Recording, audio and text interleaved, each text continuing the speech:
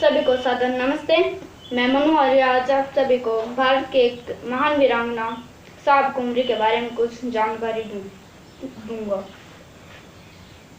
लगभग 200 वर्ष पूर्व की बात है।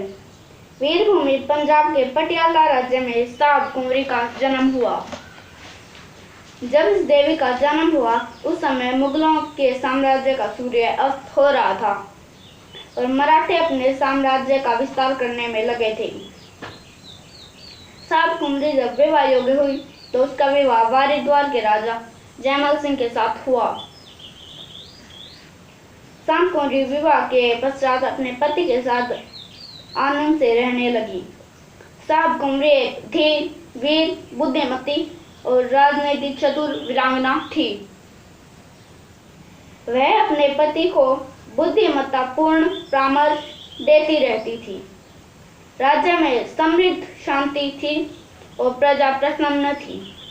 इधर जब कुंवरी के पिता की मृत्यु हुई तो पटियाला की राजगद्दी पर इसका भाई साहब सिंह बैठा। साहब सिंह आलसी, विलासी, अयोग्य और दुर्बल शासक सिद्ध हुआ। परिणाम यह हुआ कि राज्य में राजा का कम और दरबारियों तथा कर्मचारियों का शासन अधिक चलता था। अधिकारी और कर्मचारी प्रजा के साथ मनमाना व्यवहार करने लगे। अन्याय, अत्याचार, शोषण बढ़ने लगा। प्रजा राजा के विरुद्ध हो गई। चारों ओर विद्रोह की चिंगारियां फूटने लगी। राजा साहब सिंह घबरा गया। दरबारी भी किनारा कर गए। अपने को असहाय अनुभव कर उसने सहायता के लिए अपनी बहन कुंवरी को बुलवाया। पटियाला राज्य की बिगड़ी हालत का समाचार सुनकर साहब कुंवरी बहुत चिंतित और दुखी हुई।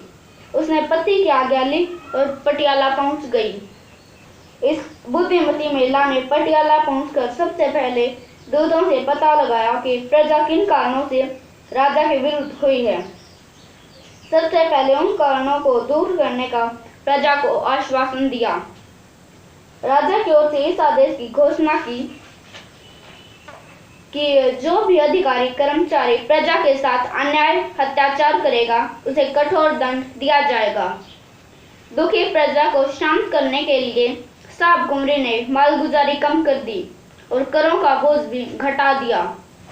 प्रजा की भलाई के लिए राज्य की ओर से अनेक योजनाओं को प्रारंभ किया गया। अपने प्रजा हितकारी कार्यों और कार्य कुशलताओं से साहब कुंवरी ने कुछ ही दिनों में प्रजा का मन जीत लिया। प्रजा फिर से प्रसन्न हो गई और राज्य में चारों ओर शांति हो गई।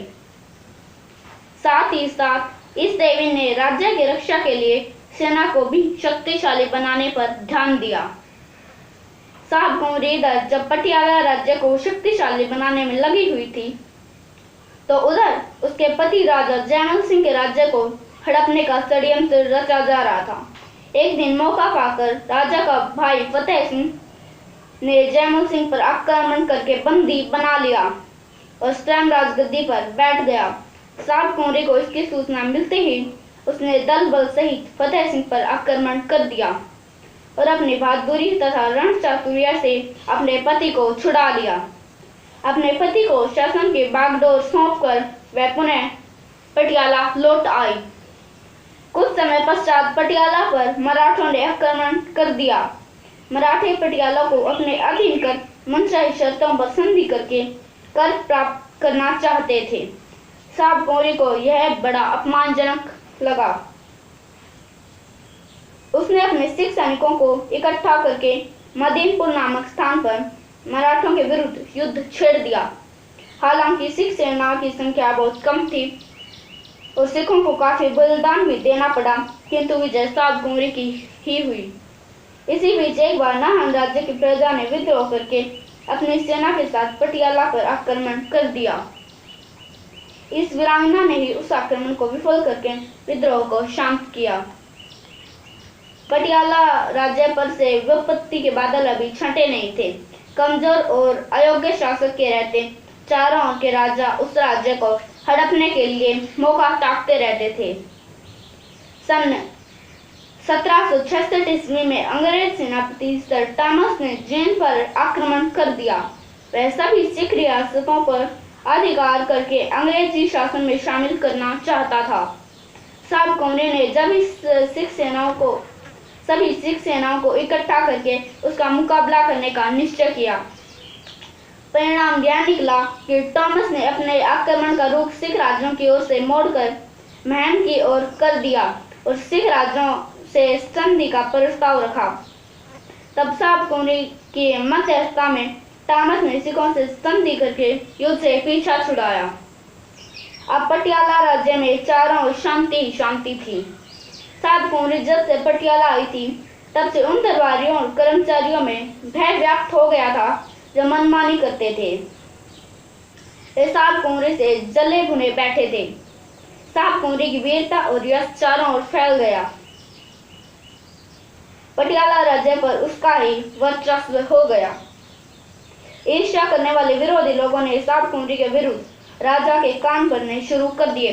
कोई कहता महाराज आपकी इज्जत मिट रही है, कोई कहता साहब कुमरी इस राज्य पर अधिकार करना चाहती है, वह स्वयं रानी बनकर आपको बंदी बना लेगी। राजा साहब सिंह बुद्धिहीन और अयोग्य तो था ही, ईर्ष्यालु लोगों की बातों में आकर उसने एक दिन बहन को थोड़न के किले में बंद कर दिया।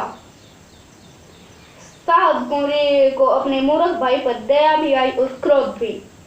वह बुद्धिमती तो थी ही। एक दिन वेश बदलकर वह किले से भाग निकली और अपने पति के पास पहुंच गई। यहीं रहकर वह शासन चलाने में पति का सहयोग करने लगी। सन 1799 में यह वीरांगना इस नाशवान शरीर को छोड़कर वीरगति को प्राप्त हुई। साहब कुमरी अगर न होती तो पटियाला राज्य कभी का बिखर गया होता। इस चतुर, बहादुर और संघर्षशील महिला के कारण ही वह एक समृद्ध राज्य बना रह सका। साहब कुमरी सभी नारियों के लिए प्रेरणा स्रोत है, गौरव का विषय है। उन्हें यह नहीं समझना चाहिए कि नारियां कायर और कमजोर होती हैं। ऐसी महिलाओं से प्रेरणा लेकर उन्हें प्रत्येक क्षेत्र में स्वयं को समर्थ बनाना चाहिए। इस वीडियो को देखने के लिए सभी का धन्यवाद। इस वीडियो को ज़्यादा से ज़्यादा शेयर करें।